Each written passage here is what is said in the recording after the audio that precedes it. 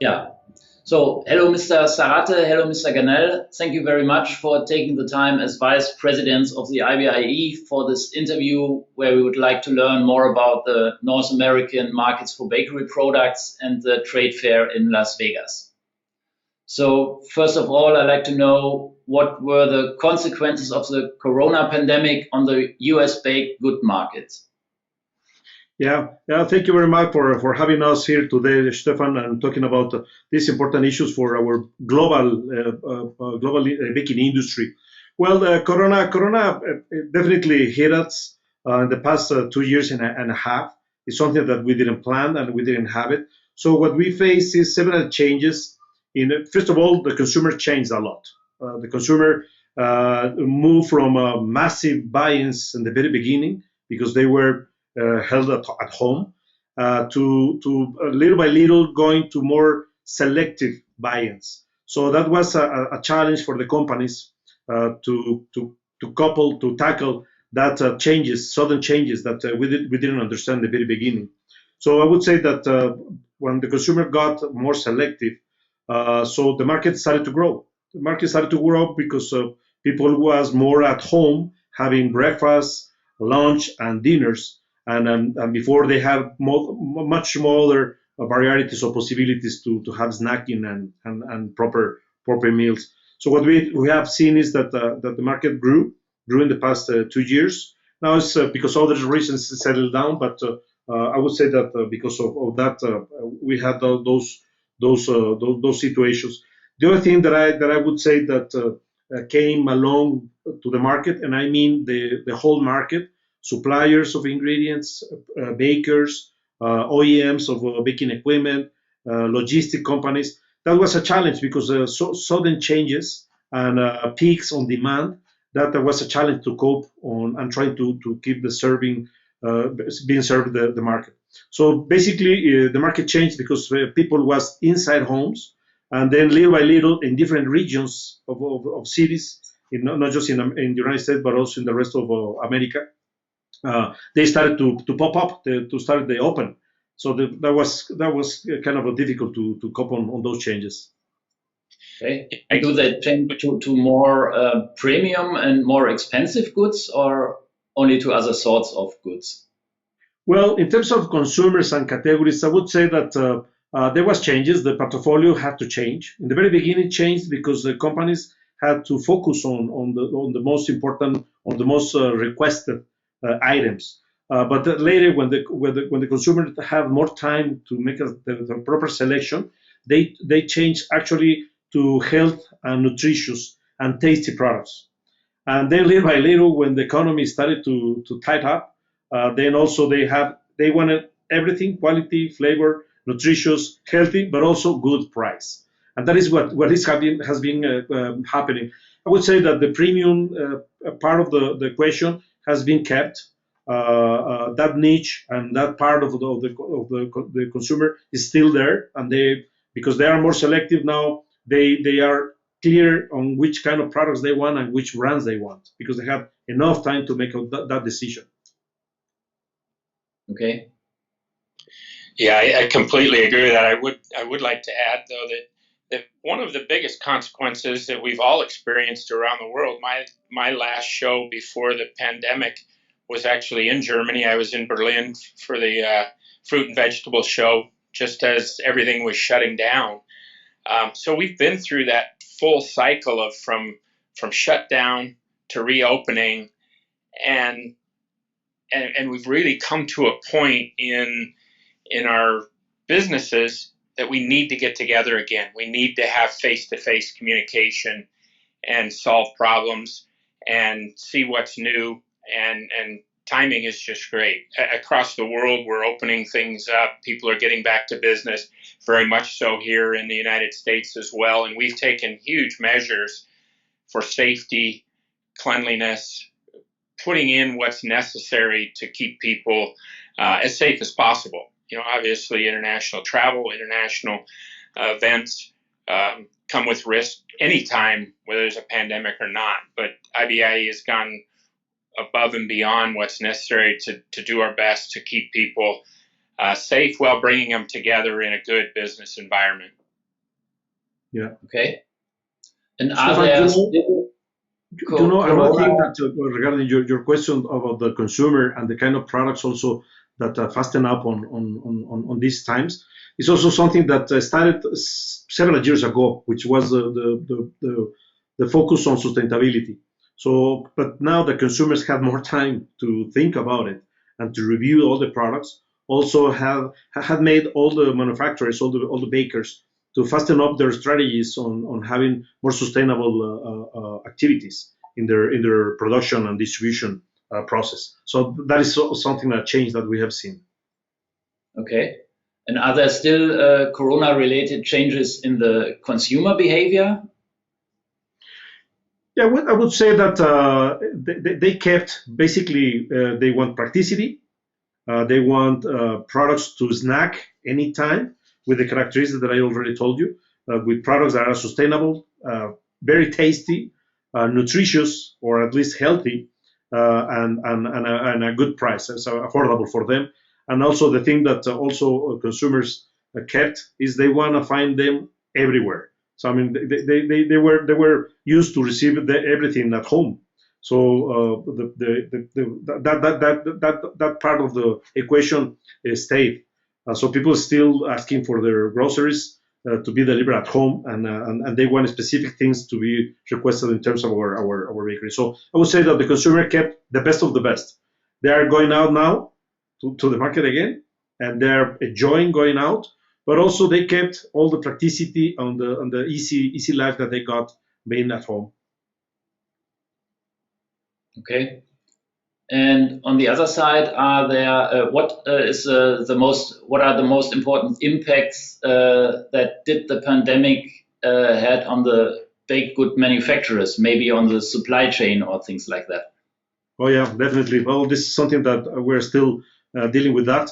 But the main effect also changes that requested from the bakers, from the bread manufacturers. First of all, was the flexibility. We had to build on our flexibility in a high scale because we faced several problems. We didn't have a full crew going to our bakeries. We didn't have not all the varieties of products to be distributed or produced, and also that was happening to our suppliers. So not all the suppliers were able to fulfill our requests in terms of ingredients because also they have problems having their people complete and safe. So in the very beginning, it was very tough to adjust, to be flexible on that.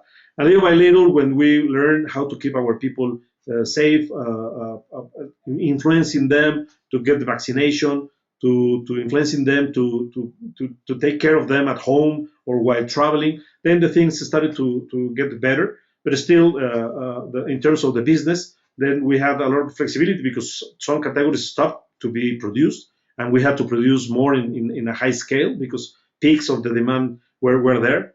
But all the people related, all the labor related frontline workers was an issue from suppliers, from us that we were producing, from our vendors, equipment vendors that also they couldn't be they were not able to go to our bakeries to help us install equipments or fix equipments. So a lot of things changed. Was tough, but also was a very good experience because in this flexibility, we also learned how to work at distance. Of course, our bakers and our frontline workers, they had to go there.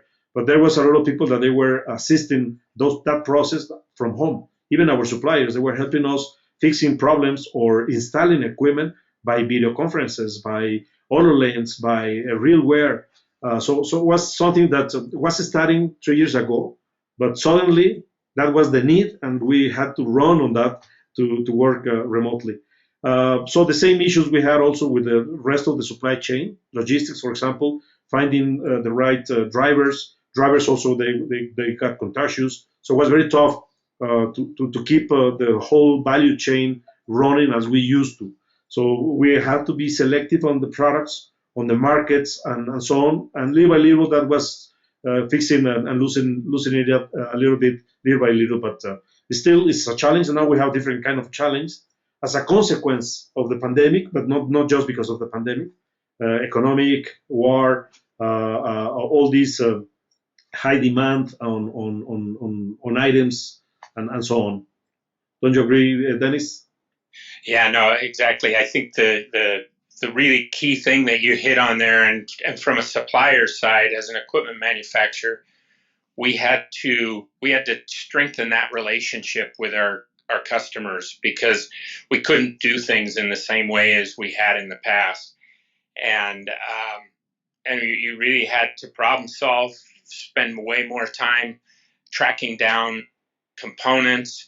Something here domestically, and I'm guessing in much of the world, was materials, raw materials for packaging itself, trying to get materials. You might have the ingredients, you might have had the people, but if you couldn't get the packaging material, you had to be nimble and flexible to work around that. So just that whole supply chain thing really took a lot more energy, and still to this day takes a lot more energy and a lot more people than it did prior to the pandemic. We could order parts for our machines that we were building and count on having them. Now we might search chains that we never ever had to look at before, and then we still weren't assured that we were actually going to get them. So it's taken a lot more effort to do what we did before.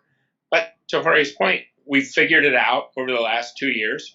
We've been able to adapt and be flexible from a supply side as well, and create a stronger relationship with our customers that says, okay, we may not be able to do this, we may not be able to do that, but we can solve the problem this way. And it's been a good exercise for all of us. Maybe not one we want to do anytime soon again, but we've been through it. Okay. And you have already mentioned health and sustainability, but are there any other consumer trends that dominate the baked good markets at the moment?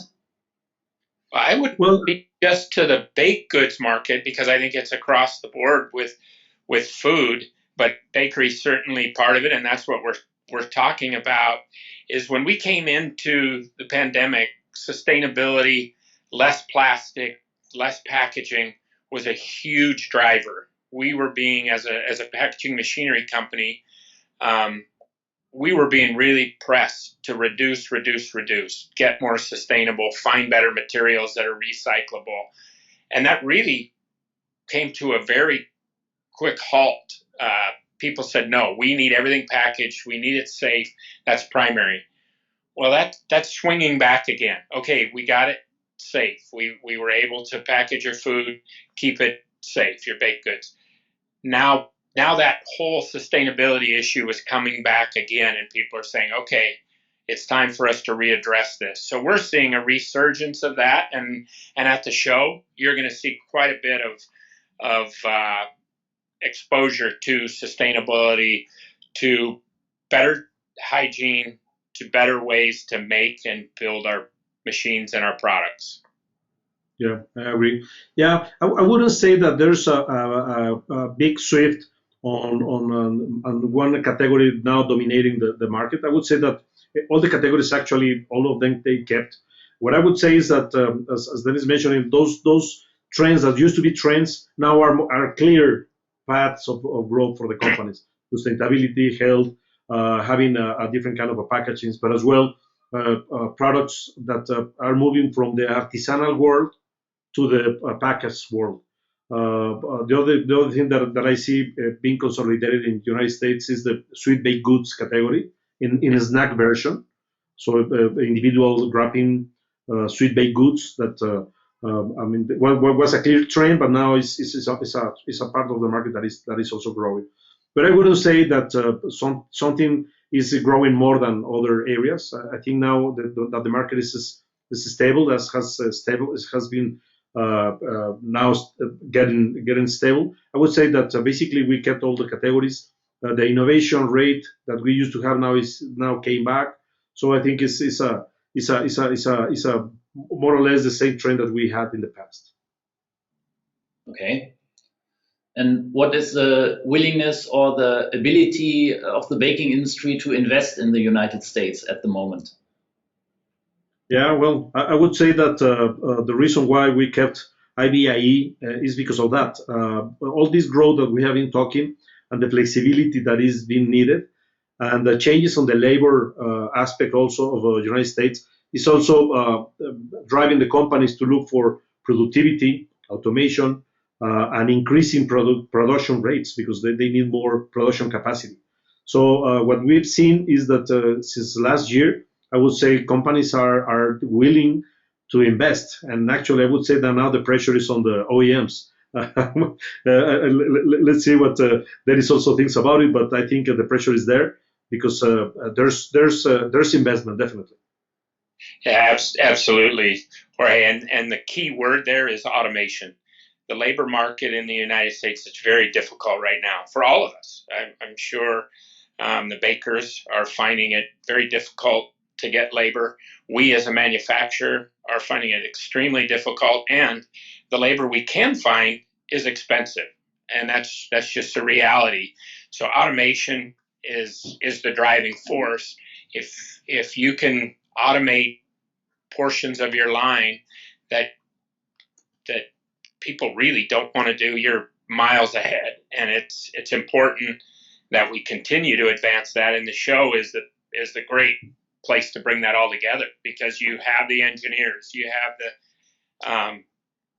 the management people, you have people that are out on the lines, all of those coming together in one place that you can work out those solutions and move the bar much quicker than you can do through Zoom meetings and through phone calls. You know, we've already got a number of companies that are having corporate meetings in our corporate meeting space that's provided. So just bringing all of that in one place again is perfect timing. Okay. And what's about the situation in South America? Is it similar to the United States or are there differences? Oh, there's some differences because basically in terms of Corona, basically the same. We have the same challenges, but the problem is that the rest of Latin America, not just South America, but also Central America and Mexico, I would say that the time to recover was not as fast as the United States. It's a matter of resources, of country resources. So vaccination rates were lower than the United States. And well, I would say that after 1 year, I would say that basically all the countries they got stabilized, and more or less the rates of infections they got this more or less the same all over the places. But in terms of market, yeah, happened the same. We have the same issues, and I would say that all the countries of Latin America, Central, South, and Brazil, they also kept in an adequate growing pace. And now the consequences of the pandemic is exactly the same. The supply chains for raw materials, supply chains for electronic components, supply chain for vehicles. I mean, it's affecting from North America, from Canada to Brazil, Argentina. So that is being affected in all the places. Of course, the largest market is the United States, which is showing a better performance on that, but is still struggling. Yeah, and having traveled over the last year to Central America and into Mexico, I can speak to from our perspective domestically, and then into that international market. It has recovered and it's coming back in a good, strong way. It's maybe not as robust as the United States is at this point, but the recovery is there. The investments are there. People are looking to move forward in a very strong way, and we're seeing that in registration for the show. That we're getting good international registration, which we track very closely from Latin America throughout. Is it where we were prior to the pandemic? No, but we're really close. It's kind of amazing how the international numbers are looking very strong, and we're anticipating maybe not exactly where we were, but very close, and in some segments of the market, it will be stronger. Yeah.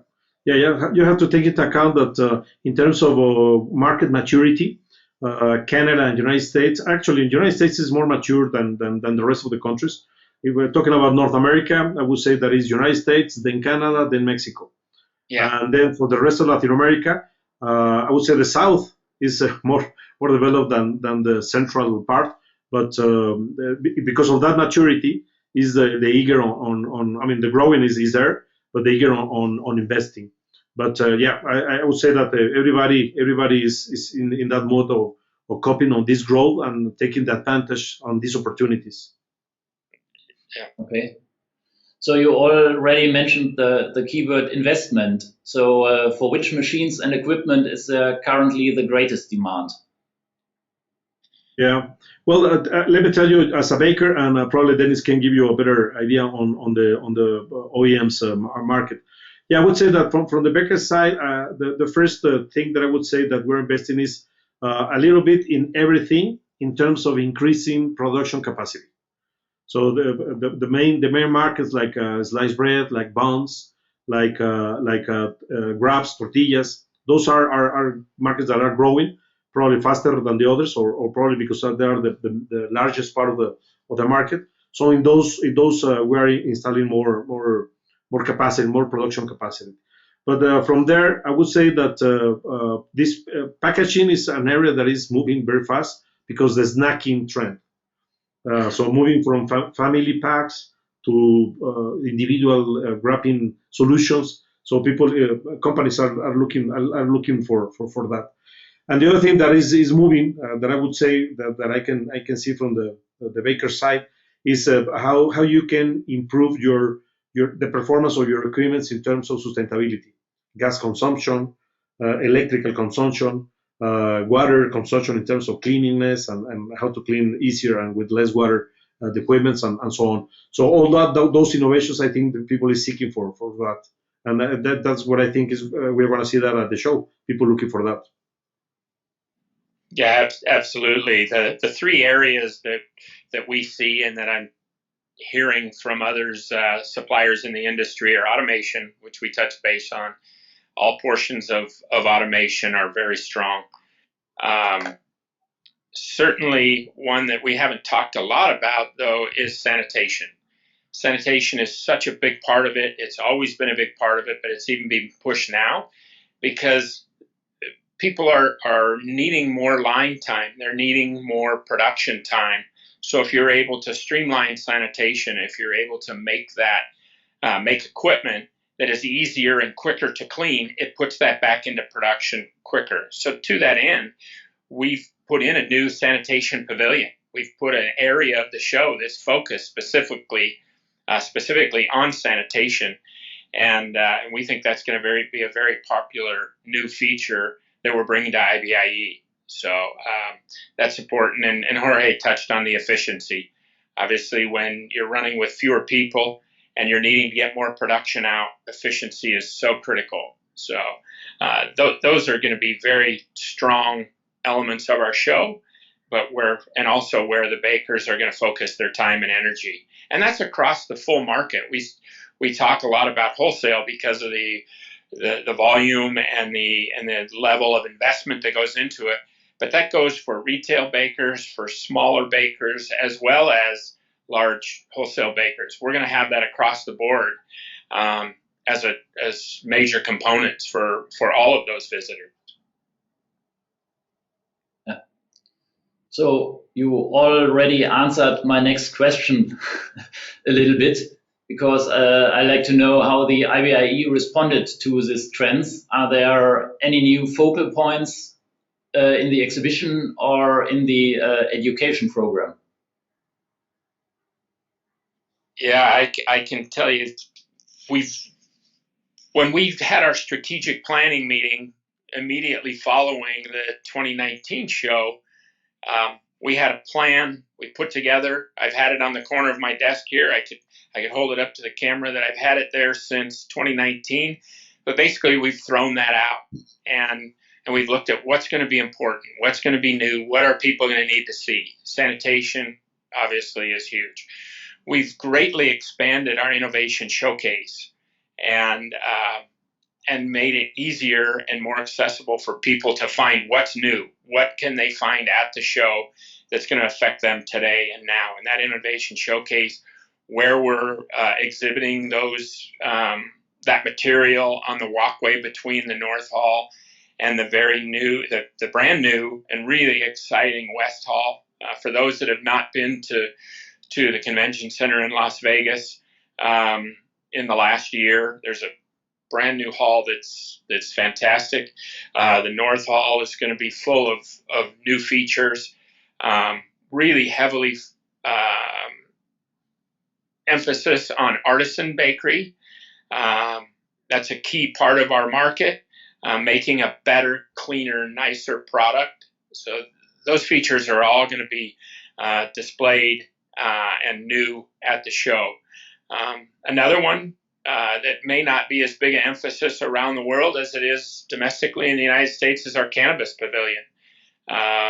It's an emerging market with a lot of new trends and features, and we're going to focus on that in a segment of the show. So a lot of new things coming and exciting things that you won't have seen in the past. Of course, we're going to have a lot of the same things we've had before as well. Focus on some of the key retail bakers, equipment, what's important, ingredients, handling, materials. Those things will be there in a big way. We have really what's the right description? We've stayed to our core. We've stayed solid to what's important to the baking industry while still expanding into some of these other areas. Okay. And how many exhibitors and visitors do you expect, and which nations are particularly well represented on the show? Sure. Really, we're seeing strong exhibitor space sales and exhibitors that we've seen in the past. But due to a few parts of the world are still not as open as others, we're not seeing quite as many international exhibitors. And some of the smaller exhibitors, we've not seen the numbers of exhibitors. But what's interesting is we're seeing nearly the same square footage. So a lot of our exhibitors are taking more space. They're what we say, and kind of a Vegas references, they're doubling down. They're saying, hey, this is an important time. This is our first major show around the world for this segment of the industry. And we're bringing more equipment, more people. And so from an exhibitor standpoint, we're very pleased with what we have. Will it have every component, every exhibitor we had before? No, but we're very well represented around the world. Certain segments, not as much. But certainly Europe and the Americas are very strong for us. Yeah, what I can add is, there's we're expecting to have a very good audience, even more than the previous shows. In terms of international, that at the very beginning we were worried about. We having some countries closed to traveling. There are still some of them basically, and we're expecting people from China, for example. That used to be a big community coming not just as attendees but also as exhibitors. But instead that we have had now contact from Europe. German people are coming, even Australian people are coming. Our strongest part, of course, is America. The most important countries: United States, Canada, Mexico, and then we are having Spain also from Europe are having a good delegation also coming. And the rest of Latin America, basically all the countries are showing up.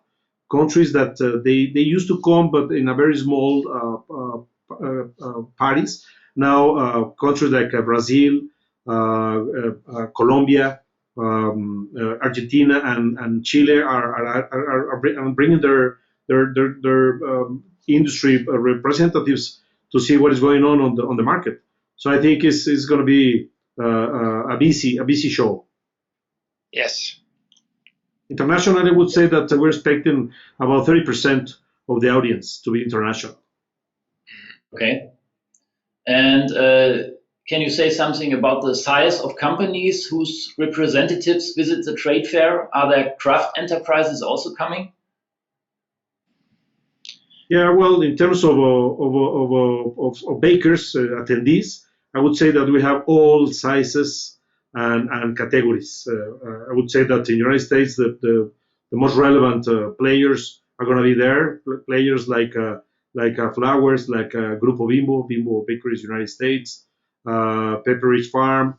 I mean, all those big players and the top players. But also there are going to be family-owned baking companies, especially the ones that are coming from Mexico, from the rest of Latin America. They are as small as a family bakery, but bakeries that are growing because they used to be family-owned and they have started the second one, third one, fourth one, and going up. So I wouldn't say that is a one size. I would say that is for wholesalers, but also for retail bakers. And then the exhibitor sites.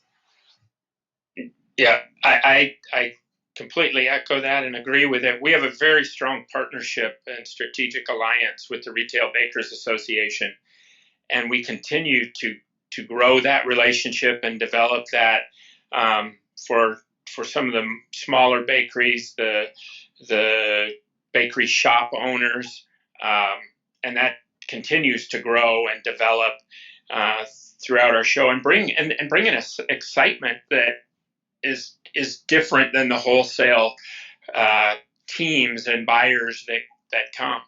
Our delegations include retail bakers as well as wholesale bakers coming from international countries. So we're really excited about that segment. We made a real focus 2 cycles ago to really foster and improve our offerings to the artisan bakers.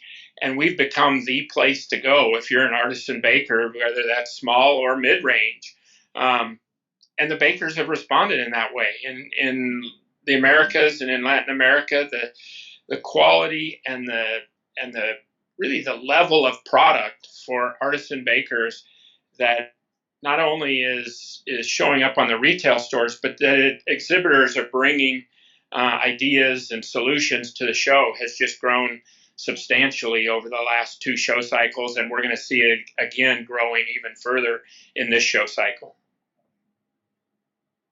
Okay, so let's talk a little bit about the trade fair. So how does the IBIE position itself in comparison to European trade fairs, for example, the IBA?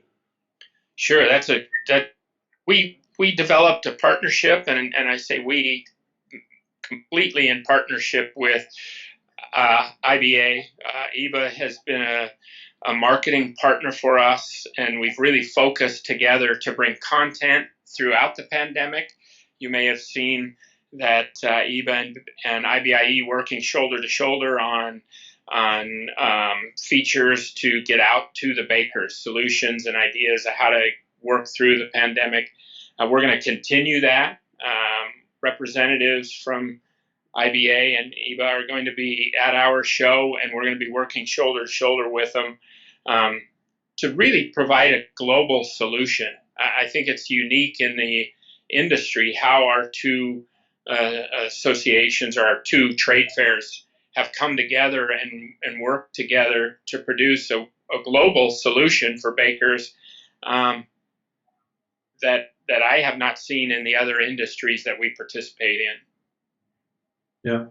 Yeah, I would say that this global baking community, I mean, it's being connected. But in the past 2 years, while Dennis was leading this IBIE, I would say that our relationship with other trade fair shows like IBA has got stronger. I would say that we share with the IBA, for example, we share and other trade fairs as well, but the most important in Europe is IBA, no doubt about it, as IBIE is for America.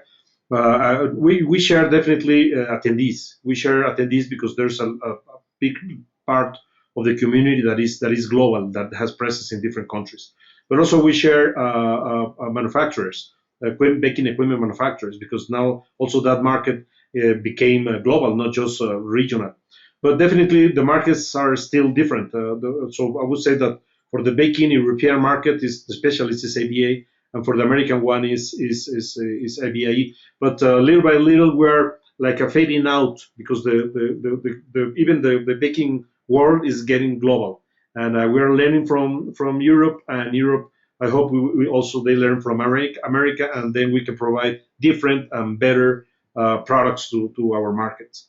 So I think it's a globally all the trade fairs like the Asian ones, European ones, and the American ones. At the end of the day, what we do is try to foster this industry to grow for the better for our societies. Okay. So you have mentioned that everyone can learn from each other. So the next question is, what should a European visitor to the IBIE definitely see in Las Vegas? Well, yeah, very very good one. Go ahead first, Dennis. Yeah, that really the first place they should look is to our website, IBIE 2022. There's so much information that we could spend 2 hours on this cast, on this information show, and still not cover all the information that's there and that they can plan. But planning really comes down to it. The education program is hands down the best program we've ever put together.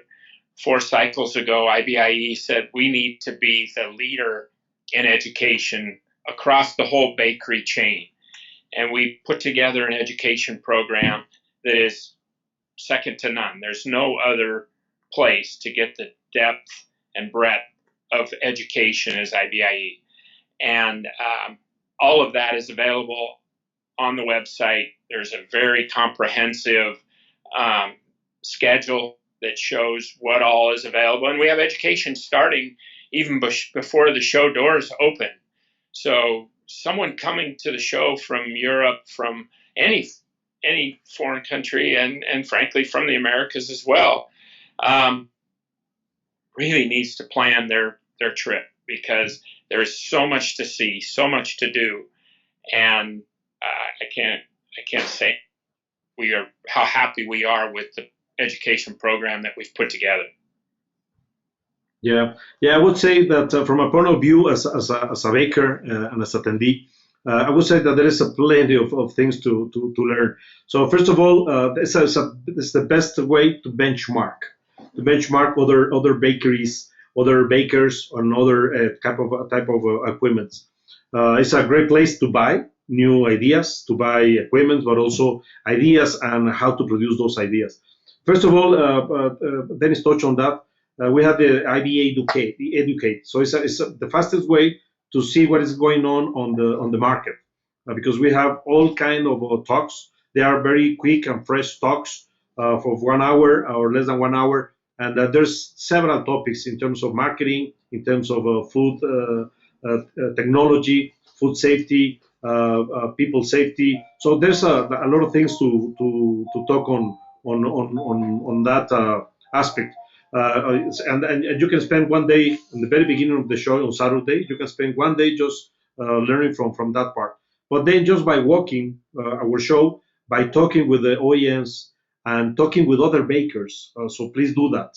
Talk to other bakers so you can learn what is going on in other parts of the world, as you can share with other bakers that also are going to be working there.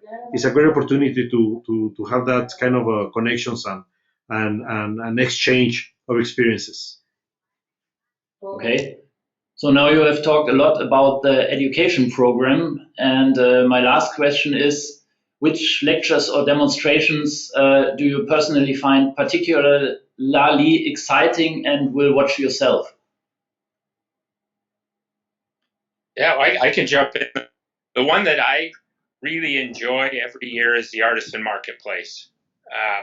We've got a number of things. We've got the American Pie Festival. We've got cake decorating, but I seem to always gravitate towards the Artisan Marketplace and the innovation and just the products that are there and what people are doing and what's new for them. So for me, that's hands down the place I like to go if I'm out on the show and see something. Yeah, the opportunity to be there. First of all, after 2 years, let me tell you that I would say that in North America and Latin America, I would say that this is the first time that we had a gathering with this size, with this dimension. Of course, they have been some trade shows in Brazil, has been in Mexico. There has been some baking congress in the United States, a couple of them. But the size and the parts of the industry that we are gathering is there's no similar in the past 3 years from 2019. As you know, even one of the largest IBIE show in Europe has been delayed for next year. That I think was a very good move. So this is the first time that we are gathering. So the first thing that excites me is to gather with the whole industry, having on the same roof everybody, ingredients, services, bakers, artisanal bakers, and the novelties that we have. That will sound strange for you, but we have a new pavilion that we're going to be showing cannabis usage. Cannabis usage for baking industry and other industries. That's something very innovative. It's not a huge market, but I think our industry has to look at that and see what is going on for the future. The sanitation pavilion, that is also something new. Also, there is to touch on that. So it's something that excites me to go there and see what is going on. But basically, what I'm looking as a baker is what is new for us, what is new for my company, what is new to improve the things that I'm doing and the way I'm doing it, and what new ideas I can get from suppliers, from all the talks that I'm going to be related with, and taking back home and improve our businesses. So this is what I would say that all your audience, Stefan, can get from IBIE, and I really hope you bring them all. Okay. Yeah. So you gave us a lot of information about the North and South American market and the trade fair. So thank you very much for that. And I wish you a very successful IBIE in Las Vegas. Thank you, Stefan. And that's I'd like to finish by just saying, this is also a celebration of the baking industry. We've had 3 very difficult years, but this industry has shown its resiliency and its relevancy. People like baked goods. People want to eat baked food. And this is a celebration of that. So we're also going to have some elements of the show to emphasize that this is a good industry to be in. There's a strong future, and IBIE is a part of it. So thank you for having us, and really appreciate the opportunity to talk to you. Okay.